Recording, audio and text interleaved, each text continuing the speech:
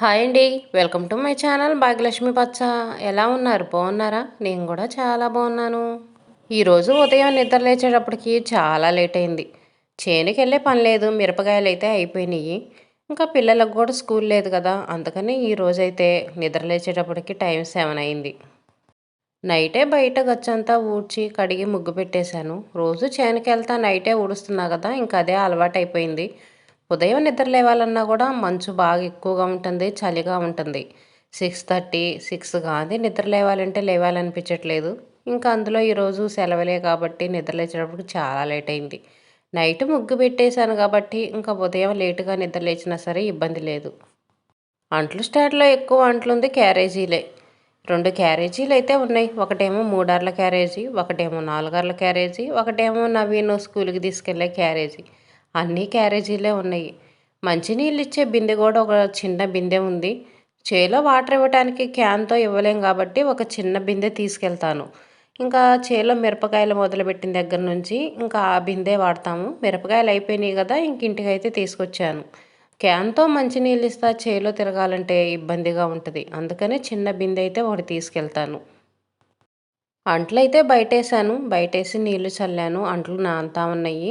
ఇంకా బట్టలు కూడా నానబెట్టాను. ఈరోజు పొలం తీసుకెళ్ళిన బట్టలు, ఇంకా చేనుకి తీసుకెళ్ళే సంచి అవన్నీ ఉన్నాయి. పిల్లలు ఏమో సాక్సులు, ఇంకా వాళ్ళ కర్చీఫ్లని, ఇంకా కొన్ని ఎగస్ట్రా బట్టలు అయితే ఉన్నాయి. మొత్తం సరిపేసి అయితే నానబెట్టాను. ఇంకా అంట్లు స్టాండ్లో అంట్లన్నీ సర్దిన తర్వాత ఆ పని అయితే చేయాలి. చేనుకెళ్ళేటప్పుడైతే ఈ పాటికి నిద్ర లేచి అంట్లు పని బట్టల పని అయిపోయేది. వంటగదిలోకి వచ్చి వంట చేస్తూ ఉండేదాన్ని. నవీన్ స్కూల్కి వెళ్ళాలి కాబట్టి వాడికి లంచ్ బాక్స్ రెడీ చేయటం, మేము చేనుకి వెళ్ళాలి కాబట్టి మాకు క్యారేజీలు రెడీ చేసుకోవటం, ఫుల్ బిజీ బిజీగా ఉండేవాళ్ళం. ఈరోజు మాత్రం హాయిగా ప్రశాంతంగా రెస్ట్ తీసుకున్నట్టు ఉంది. హడావుడి లేకుండా ఉంది. చేనుకి వెళ్ళేటప్పుడు మాత్రం ఎంత హడావుడిగా ఉంటుందంటే మాటల్లో చెప్పలేమనుకోండి. నిమిషం కూడా గ్యాప్ ఉండదు. ఒక్క నిమిషం ఖాళీగా కూర్చున్నానంటే ఆ పని ఆగిపోయిద్ది. అలా ఉంటుంది పని. 8:30, 9 కల్లా పని మొత్తం చేసుకొని క్యారేజీలకి అన్నం పెట్టేసుకొని రెడీగా ఉండాలి.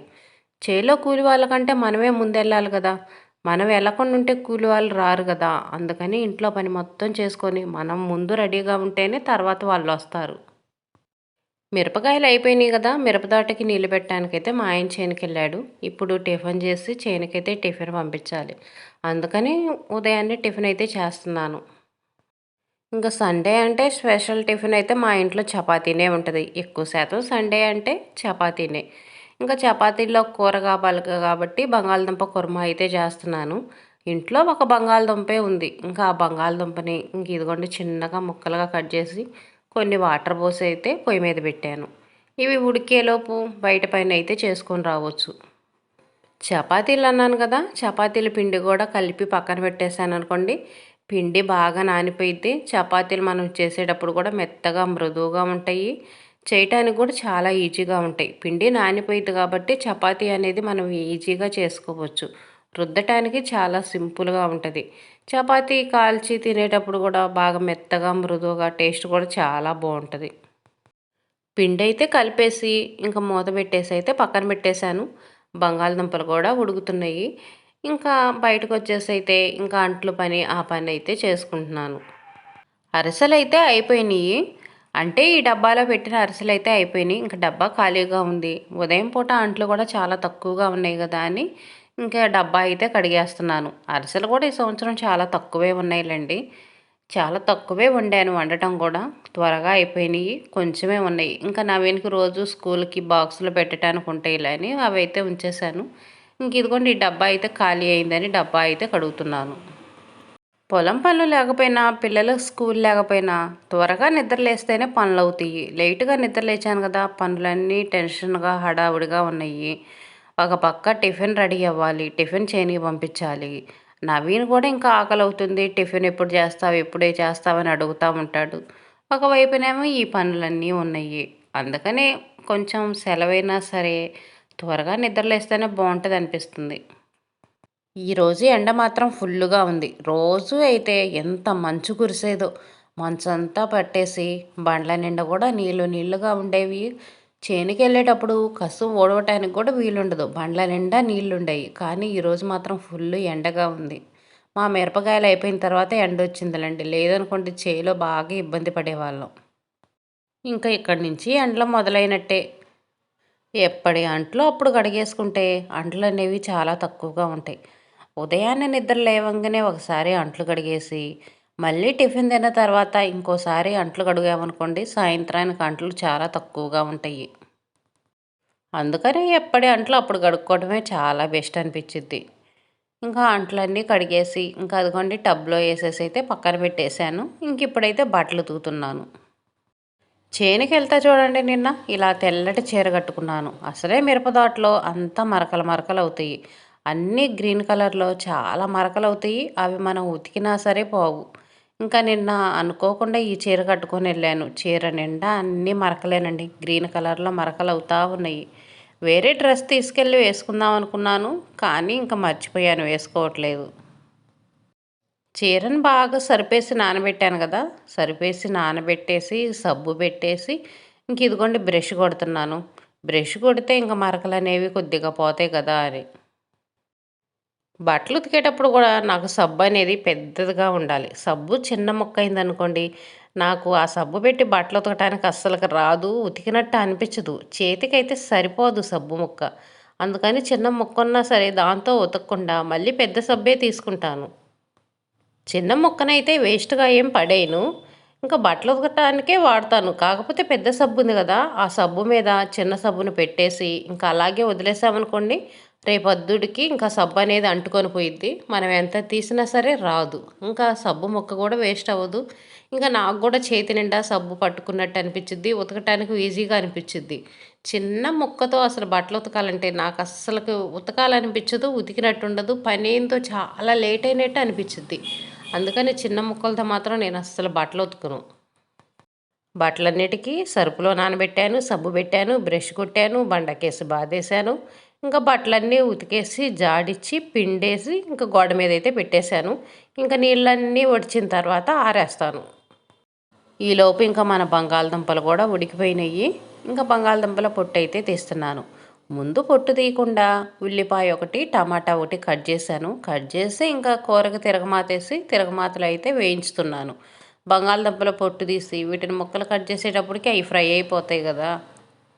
ఈరోజు టిఫిన్ చేయటం మొదలుపెట్టేటప్పటికి టైం 8 అయింది. నవీన్ అయితే ఆడుకోవటానికి వెళ్ళాలి. టిఫిన్ చేయని గోల. బంగాళదుంపలు ఇప్పుడు కొత్త బంగాళదుంపలు వస్తున్నాయి. అవైతే సరిగ్గా ఉడకట్లేదు. పాతవైతే అస్సలకి రావట్లేదు. అన్నీ కొత్తవి వస్తున్నాయి. అవి సరిగ్గా ఉడకవు. మనం ఫ్రై చేస్తున్నా సరే సరిగ్గా ఫ్రై అవ్వవు. ఇదైతే పాత బంగాళదుంప. ఒక్క బంగాళదుంపే ఉంది. ఇంకా ఆ ఒక్క బంగాళదుంపతోటి ఈరోజు చపాతీల్లోకి కూర అయితే చేస్తున్నాను. బంగాళదుంపలు కూడా మెత్తగా పిసికేసి ఇంక ఇదిగోండి టమాటాలు, ఉల్లిపాయ ఫ్రై చేశాను కదా! వాటిలో వేసేసాను. కొంచెం అల్లం వెల్లుల్లి పేస్ట్ వేశాను. కొంచెం ధనియాల పొడి వేశాను. ఇంకా కూరకు సరిపడా కారం, ఉప్పు వేసి కొన్ని వాటర్ పోసేసి ఇంకా పక్కన పొయ్యి మీదైతే పెట్టేశాను. అదైతే సిమ్‌లో వచ్చేసిద్ది. ఇంకా కూర ఉడుకుతా ఉంటది.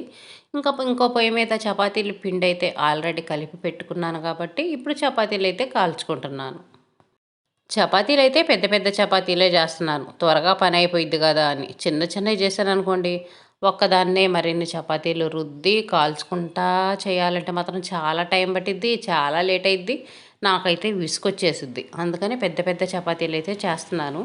ప్రస్తుతానికైతే 2 చపాతీలు చేస్తున్నాను. మా ఆయనకి చేనుకి పంపించాలని చెప్పాను కదా! ఇంకా 2 చపాతీలు చేసి ముందు చేనుకి పంపిస్తే తర్వాత మేము ఇంక నిదానంగా చేసుకోవచ్చు. చపాతీల పిండి ముందే కలిపెట్టా కదా! పిండి బాగా నానిపోయింది. చపాతీలు రుద్దటానికి కూడా చాలా ఈజీగా ఉన్నాయి. కొంచెం పొడిపిండి ఏసి చపాతీలు ఇలా రుద్దుకున్నామంటే చాలా ఈజీగా రుద్దుకోవచ్చు. ఆ చపాతీ కాలేటప్పటికి ఈ చపాతీ అనేది మనం మళ్ళీ చేసుకోవచ్చు. 2 చపాతీలైతే చేశాను. ఇంక ఇదిగోండి చేనికి పంపించాలని చెప్పాను కదా! ఇంక బాక్స్‌లో అయితే పెడుతున్నాను. చపాతీలు కాల్చేటప్పటికి కూర కూడా రెడీ అయింది. ఇంకా కూర కూడా వేసి చేనికి పంపిస్తే ఒక పని అయిపోయిద్ది. మళ్ళీ తర్వాత నవీన్‌కి చేయాలి. నవీన్‌కి కూడా 2 చపాతీలు చేసి ఇచ్చాననుకోండి, వాడు కూడా తినేసి ఆడుకోవడానికి వెళ్తాడు. ఇంకా తర్వాత అయితే నాకు చేసుకుంటాను. చపాతీలు వేడి వేడిగా తింటే టేస్ట్ మాత్రం భలే ఉంటాయి. చపాతీ కాంబినేషన్‌గా బంగాళదుంప కుర్మా చేసుకుంటే సూపర్‌గా ఉంటది. కానీ హోటల్లో తింటాం చూడండి బంగాళదుంప కుర్మా, అలా అయితే నాకు కుదరదు. ఎన్ని సార్లు చేసినా సరే హోటల్లో తినే ఆ కుర్మా అంత టేస్ట్ అయితే మాత్రం అస్సలకి రాదు. ఎందుకంటే నేను మసాలాలు చాలా తక్కువ వేస్తాను. ఎక్కువ మసాలా వేస్తే గ్యాస్ ప్రాబ్లమ్ వచ్చిద్ది, కడుపులో మంటొచ్చిద్దని చెప్పేసి అల్లం వెల్లుల్లి పేస్ట్ వేస్తాను, ధనియాల పొడి వేస్తాను. ఇంక ఇవి తప్పనిచ్చి వేరే మసాలా అనేది వెయ్యనే వేయను. అందువల్లే ఏమో కానీ హోటల్ స్టైల్‌లో అంత టేస్ట్ అయితే మాత్రం రాదు.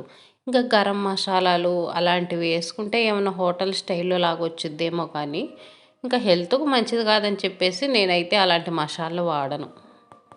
బయట ఎప్పుడైనా టిఫిన్ తినాలంటే ఫస్ట్ నేను అడిగేది చపాతీ, ఆలు కుర్మా.